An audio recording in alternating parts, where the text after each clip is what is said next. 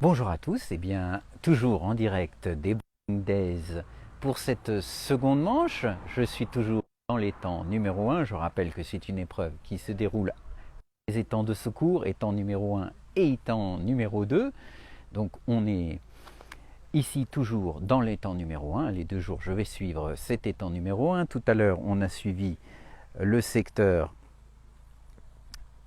avec avec nos amis anglais, avec il y avait surtout Noël Bayer qui a fait un point hier, donc le secteur B, et qui aujourd'hui est à la place du gagnant d'hier, donc l'un des favoris. Mais bon, honnêtement, il y a beaucoup de poissons sur secteur B, tout le monde se tient. Il y a même un pêcheur pour qui c'est la première compétition ici, qui réussit très très bien, c'est même sa première compétition, hein, tout court en carpodrome, qui pêche au plomb et qui prend beaucoup de poissons dans le secteur B, donc c'est très indécis. Mais là, on va suivre le secteur A, hein, on va faire de toute façon tous les secteurs de cet étang aujourd'hui. Donc je suis là derrière un jeune pêcheur qui fait beaucoup parler de lui dans le monde de la carpe, c'est Enzo Masclet. Alors je vais retourner tout de suite la caméra pour vous montrer, parce que je crois qu'il a un poisson justement au moment où je passe. Voilà, alors voilà Enzo aux prises avec un poisson. Vous voyez que lui il pêche à la canne.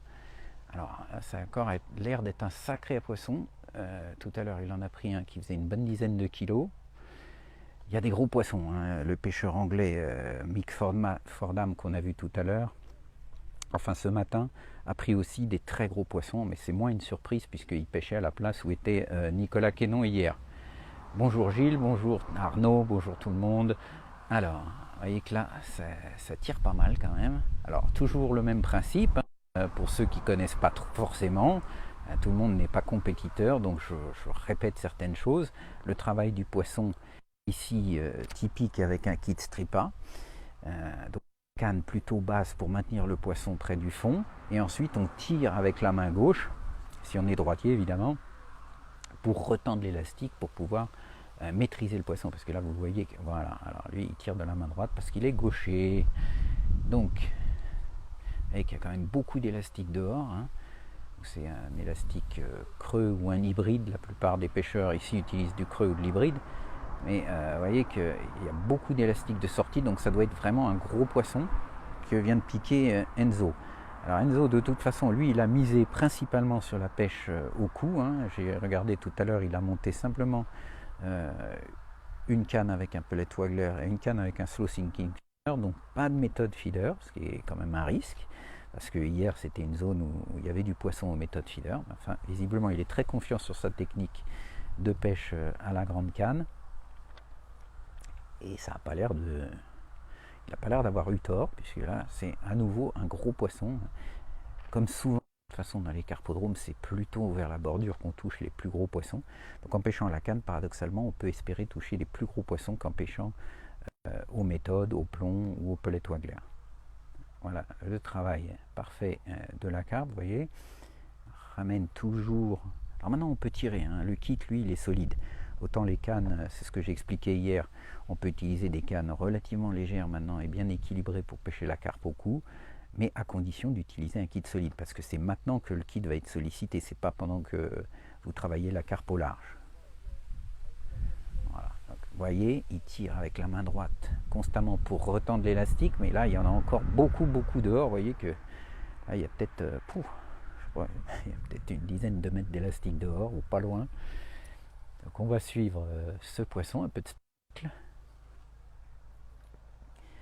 Qui est premier, Hugo, hein, qui est premier pour toi à cette seconde manche? Là, c'est impossible à dire. D'abord parce que je suis que cet étang, donc tous ceux qu'on fait premier dans cet étang aujourd'hui, qui se trouvent dans le deuxième, je ne peux pas dire. Mais en tout cas, dans le secteur B, c'est très serré. Évidemment, le pêcheur allemand, la Noël Bayer, il prend du poisson au B13. Mais honnêtement, comme je l'ai dit, le B15 avec Sébastien Birer et surtout au B14 Philippe Georges prennent régulièrement aussi du poisson, donc sans compter que Mick Fordham à son aile prend des très gros poissons. Il a beaucoup moins de touches, chaque fois c'est quasiment 8-10 kg, donc forcément ça va aller vite. Ça sent le bloc, Gabi? Oui, là ça sent sacrément le bloc. Mais je viens de le dire, hein, Enzo vient de prendre un poisson juste avant qui frisait les 10 kilos, donc ça, je pense que ça on doit être à peu près dans le même calibre. Donc évidemment avec une canne au cou, c'est du sport.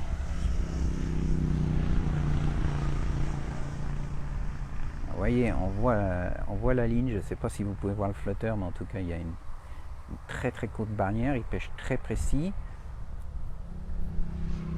Il a beaucoup de maïs, donc il a dû amorcer, on voit la coupelle à sa gauche là.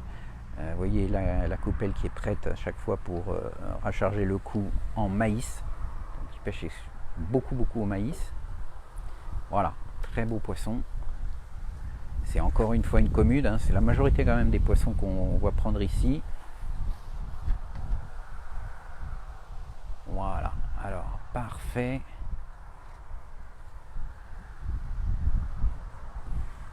Commence à sentir bon là, enfin c'est là qu'il faut se méfier parce qu'à force de tirer avec l'élastique, de changer d'orientation du liquide, des fois on finit par arracher un peu la bouche du poisson et on peut le décrocher en n'oubliant pas que évidemment on pêche avec un hameçon sans ardillon, hein. Le règlement, comme ici comme dans quasiment tous les carpodromes, c'est hameçon sans ardillon obligatoire, tresse interdite, etc.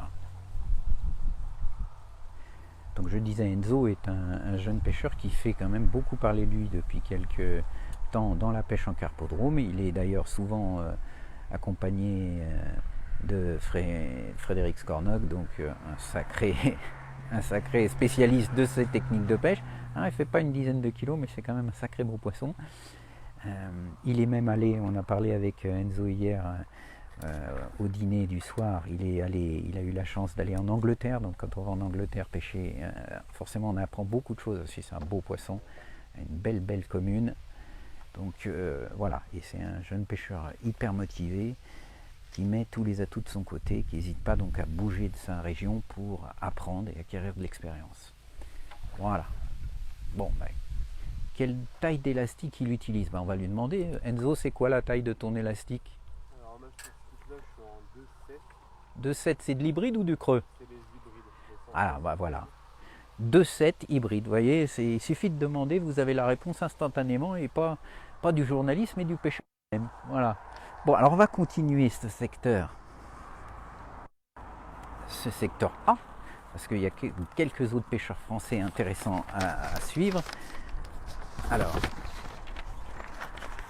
ici, on est donc au A7 derrière Raphaël Bouillon, là également un pêcheur bien connu de carpodrome. Voilà, alors donc 2,7 hybride, hein, c'est bien noté. Alors Raphaël Bouillon, lui aussi, s'est mis à la pêche à la grande canne. Hein. Par contre, il l'a monté, lui, est-ce qu'il a monté? Je vois plutôt canne moulinet, non, pas trop non plus de montage moulinet, juste un pellet Wegler. Et puis un montage visiblement mixte avec une agrafe qui lui permet de mettre un plomb ou autre chose, ou un slow sinking feeder éventuellement. Donc pas de méthode non plus visiblement pour Raphaël, qui, alors je n'ai pas donné les résultats d'hier. Hier Enzo était 4e, Raphaël a fait 6e, donc les deux ne peuvent pas vraiment espérer faire un podium, mais en tout cas ils vont se bagarrer jusqu'au bout, ça c'est sûr. Alors, donc il pêche lui également au cou. Alors je vais vous montrer un peu l'état d'appât qu'il a prévu quand même, Raphaël. Alors, vous voyez que là, il y a un peu de maïs. Il y a encore un peu de maïs ici. Hein. Et puis après, on a fini avec le maïs. Maintenant, on a encore un peu de pois chiches. Et puis si on s'approche un peu de Raphaël, vous voyez qu'il y a encore plein de maïs derrière. Plus, je vais vous montrer les boîtes vides, parce qu'on fait attention à ne pas laisser quand même les boîtes vides traîner par terre. Vous voyez qu'il a prévu vraiment beaucoup de maïs et de pois chiches. Alors pois chiches plus quand même s'il y a des gros poissons pour l'hameçon. Le maïs c'est quand même plus polyvalent. Est-ce qu'avec le feeder avec de l'eau on peut pêcher en rivière? J'imagine que c'est possible, c'est une bonne question, mais enfin là le risque c'est quand même que ça dérive pas mal. Je pense que ça ne doit pas être impossible, mais ça doit quand même être délicat. Parce que Le principe, c'est de lancer, de maintenir la ligne tendue et de suivre la descente du feeder. Si on fait la même chose en rivière, le gros problème, c'est que la ligne étant tendue, avec le courant, qu'est-ce qui va se passer? C'est que le feeder, il va se rapprocher du bord. Hein. Au fur et à mesure qu'il va dériver, vu que vous ne lâchez pas de fil, forcément, le feeder va se rapprocher du bord.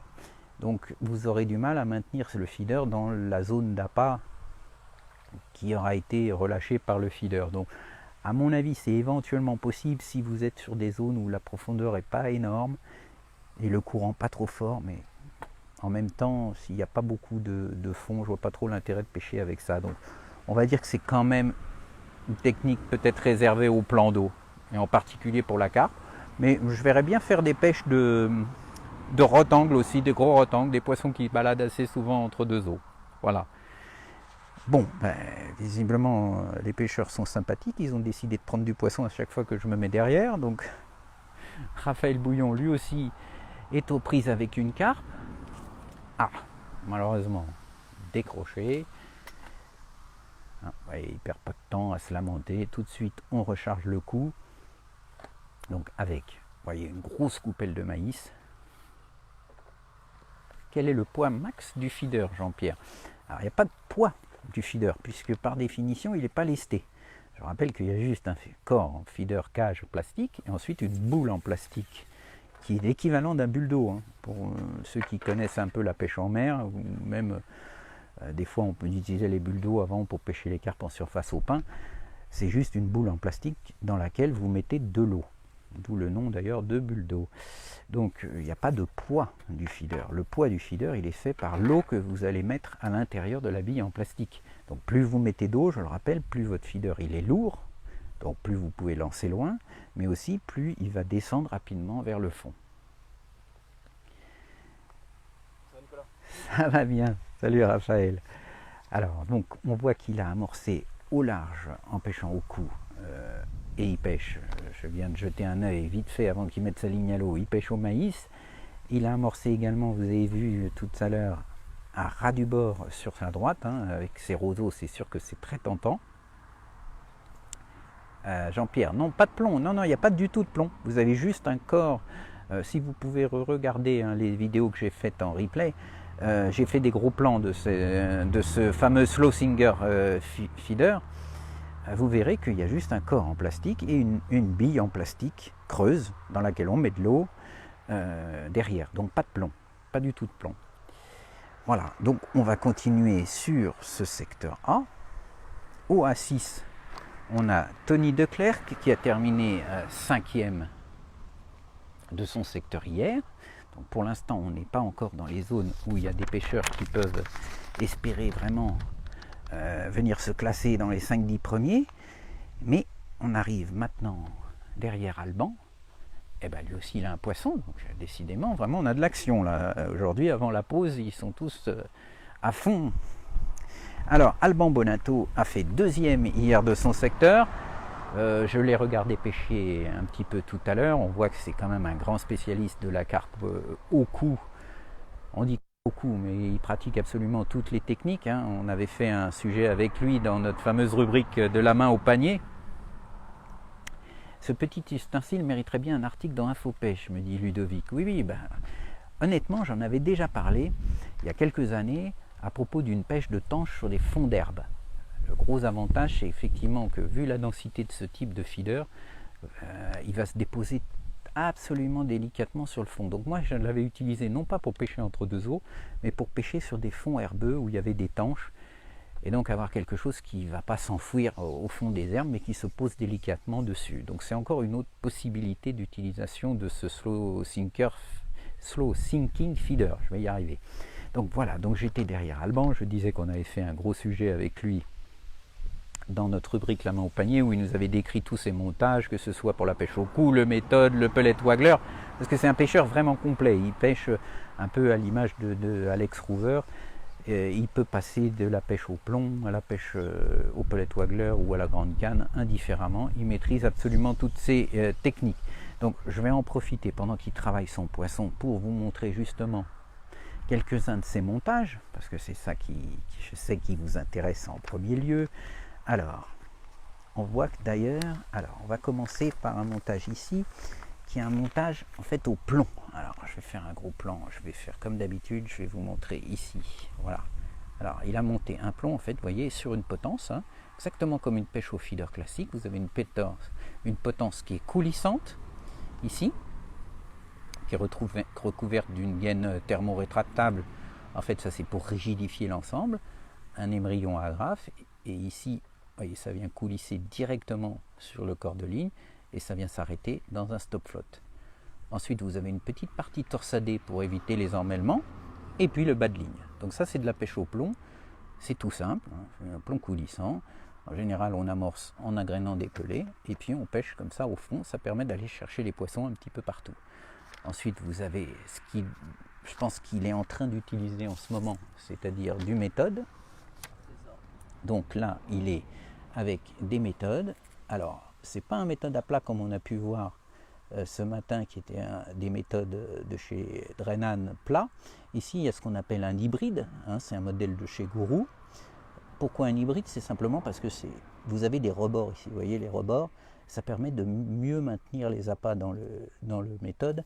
Alors c'est intéressant quand on pêche dans des fonds importants comme c'est le cas ici, parce qu'évidemment avec un méthode feeder plat, le risque c'est que vous perdiez un peu trop d'appât pendant qu'il descend sur le fond. Avec l'hybride vous pouvez pêcher dans des zones un petit peu profondes. Donc c'est hybride dans le sens où c'est un mélange un petit peu des avantages du méthode feeder plat classique et du pellet feeder qui lui a un corps complet qui protège les appâts. Donc vous avez un peu les trois. Vous utilisez plutôt le méthode dans les zones peu profondes, on va dire jusqu'à 2 mètres d'eau. Ensuite l'hybride si vous avez de 2 mètres à 3-4 mètres d'eau. Et puis ensuite si vraiment vous pêchez des endroits très profonds, moi je vous conseille de passer au pellet feeder qui lui protège vraiment bien les appâts.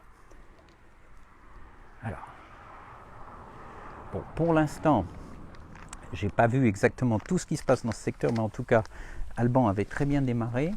Donc je pense que à la mi-temps, il ne devrait pas être loin d'être en tête de son secteur, le secteur A, je rappelle. Donc Alban est au numéro 5. Donc il est aux méthodes. Alors il est aux méthodes, je pense qu'il utilise un méthode avec un élastique à l'intérieur, comme Pauline d'ailleurs, qu'on a vu hier pêcher avec ce type d'hybride feeder. Donc en fait l'élastique c'est simplement un bout d'élastique creux qui est à l'intérieur du tube central du feeder et qui permet surtout de limiter les décrochages. Comme je l'ai dit hier, c'est pas trop pour éviter les casses, surtout ici où on utilise quand même du fil relativement gros.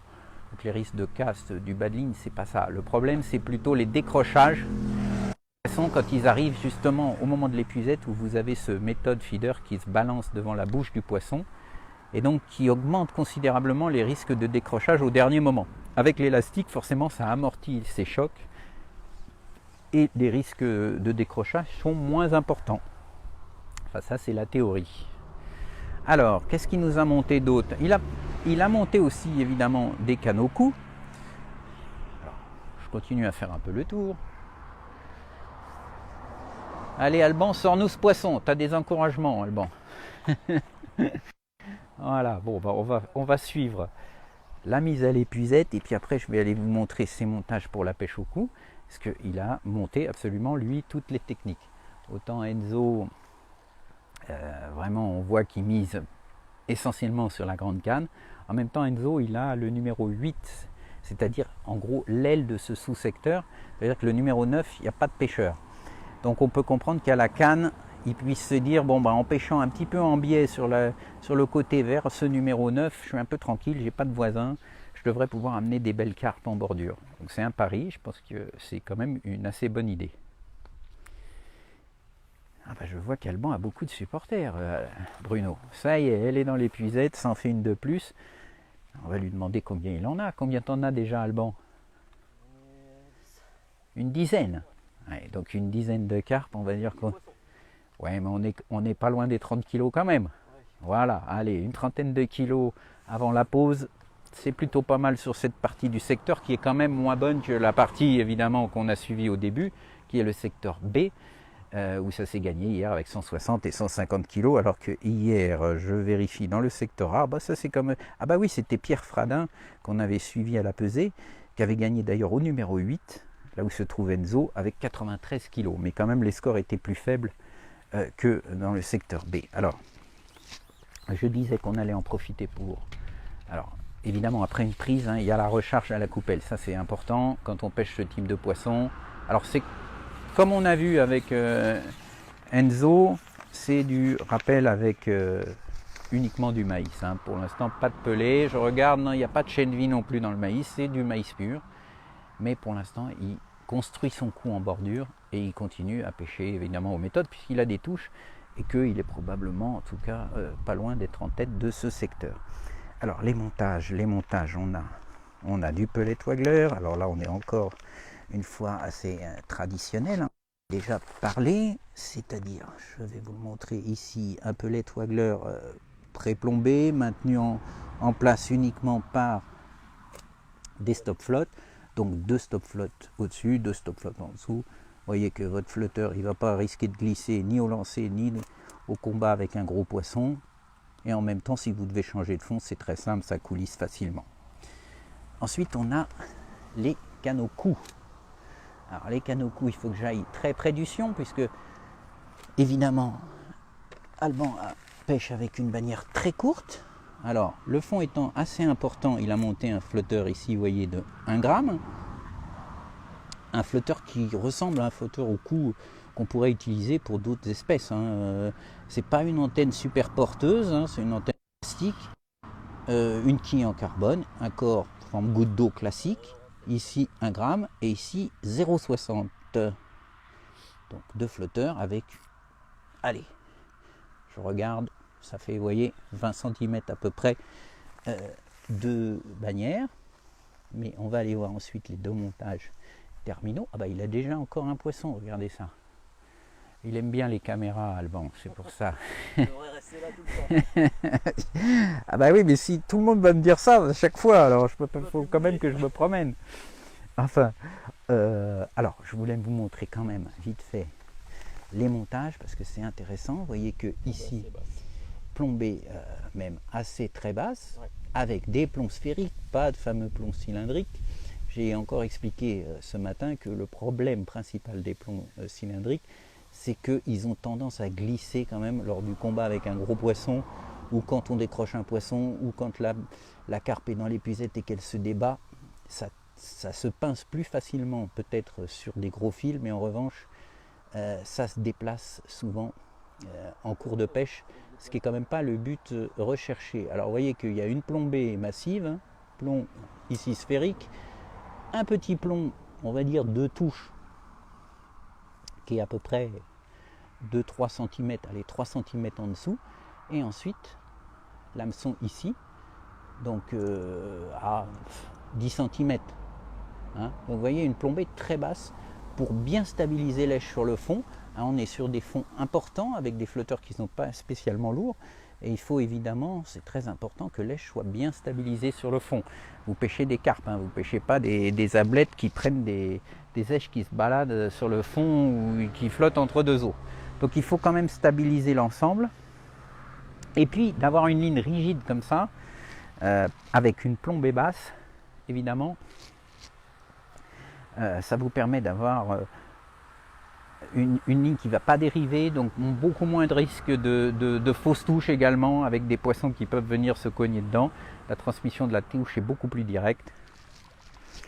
Donc c'est ce qu'il faut privilégier, en particulier sur des fonds importants et sur des pêches de carpe.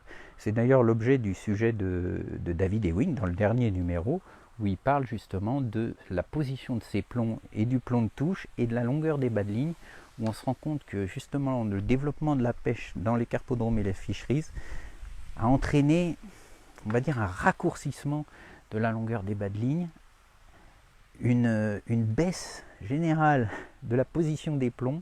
Les pêcheurs ont tendance à pêcher avec des plombées beaucoup plus basses, un plomb de touche parfois même sur le bas de ligne. Donc c'est une évolution qui est assez récente, mais qui est très importante, et David explique évidemment le pourquoi du comment de ces nouveautés en termes de disposition de plomb.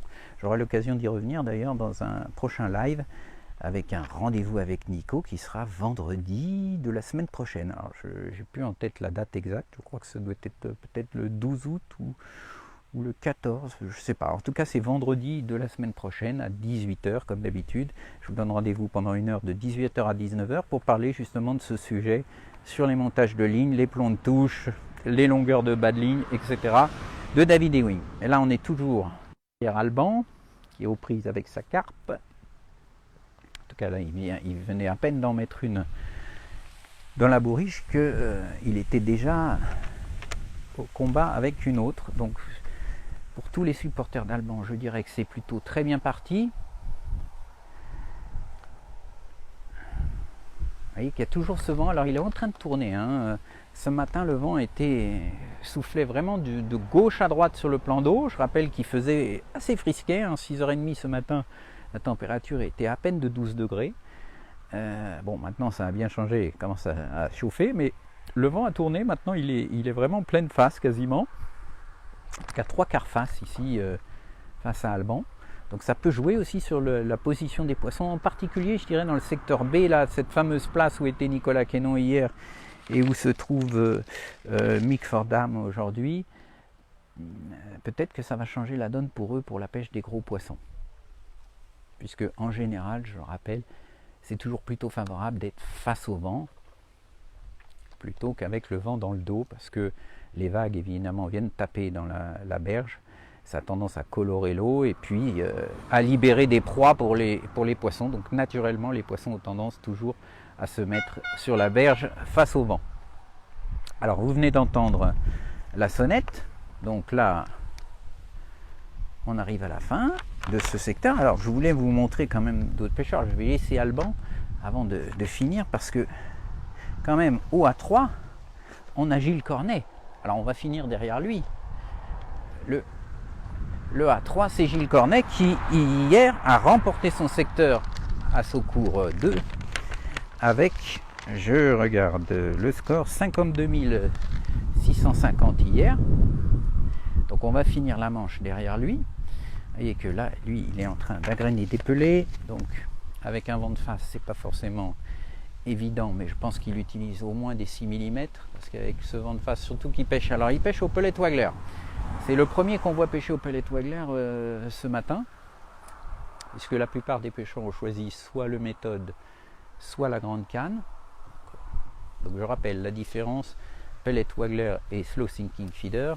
Le pellet waggler, c'est pour pêcher à une profondeur bien définie. C'est exactement comme si vous pêchiez au cou. Vous choisissez un fond en général autour d'1 mètre. Surtout dans des eaux aussi profondes pour pêcher donc en surface, et c'est une pêche hyper active où vous êtes, voyez, constamment en train d'agréner, voyez. Alors très peu de pelés à chaque fois, entre 3 et 5 pelés. Le vent se renforce là et en plus il est de face, donc ça rend les choses un peu plus délicates, mais comme je l'ai expliqué, l'important c'est que vos pelés ils arrivent à la bonne distance. Le diamètre, ça ne va pas jouer énormément sur les poissons eux-mêmes. Si vous avez du mal à envoyer vos pelés de 6 mm, n'hésitez surtout pas à changer pour prendre des 8 mm qui sont évidemment plus lourds et plus denses et vous permettront d'atteindre la distance. C'est la même chose pour les flotteurs. On n'est pas sur une pêche au cou classique. Vous n'avez pas besoin d'une ligne ultra sensible. Donc le poids du flotteur, c'est juste pour atteindre la distance de pêche. Et même au-delà, parce qu'en général, on lance au-delà de la zone d'agrainage. On laisse le flotteur se mettre en place, lèche donc descendre naturellement puisqu'il y a 0 plomb sur la ligne, et on agresse légèrement en retrait du flotteur, d'abord parce que souvent les carpes ont tendance à se tenir un petit peu en retrait. C'est exactement ce qu'il est en train de faire. Vous voyez que vous ne pouvez pas voir les pelés arriver, mais ils arrivent à peu près 1 mètre en retrait du flotteur. Une fois que la ligne est en place, en revanche, il mouline très rapidement sur 1 mètre, donc pour ramener le flotteur dans la zone d'agrainage. En même temps qu'il ramène, évidemment, ça tend la ligne, donc le pelé qui est au bout de l'hameçon a tendance à remonter vers la surface et donc redescendre ensuite de nouveau naturellement. Donc en fait, ça permet d'éviter de relancer à nouveau. Donc en fait, on lance au-delà, on attend que le pellet se stabilise. En l'absence de touche, on remouline très sec sur 1 mètre pour faire remonter le pellet vers la surface. et avoir à nouveau une descente naturelle du pelé, cette fois dans la zone directe de l'agrainage. Donc vous voyez que c'est une pêche super, super active. Et en général, les touches sont assez franches. Hein. Paradoxalement, d'ailleurs, souvent on prend les plus gros poissons. Ça, c'est lié à la compétition alimentaire avec les poissons. Vous comprenez bien que c'est comme dans la nature, c'est les plus gros qui s'imposent. Donc, c'est les plus gros, les plus forts qui sont les premiers à choper les pelés. Donc, comme on lance très peu de pelés, c'est une des raisons pour lesquelles il faut lancer très peu de pelés. Puisque vous voulez prendre vos poissons en surface. Si vous jetez des pleines poches de pelés, forcément, il y en a les 3/4 qui vont finir par arriver au fond sans avoir été consommés par les carpes. Donc l'idée est plutôt d'avoir un rythme élevé en jetant très peu de pelés pour que les carpes se bagarrent pour choper les pelettes. L'idée c'est ça, c'est de créer une sorte de compétition entre les poissons qui va faire que ce sera la plus rapide qui réussira à choper les pelés, parce que sinon après c'est fini. C'est pour ça que les touches sont franches. Et c'est aussi pour ça qu'on chope souvent des beaux poissons.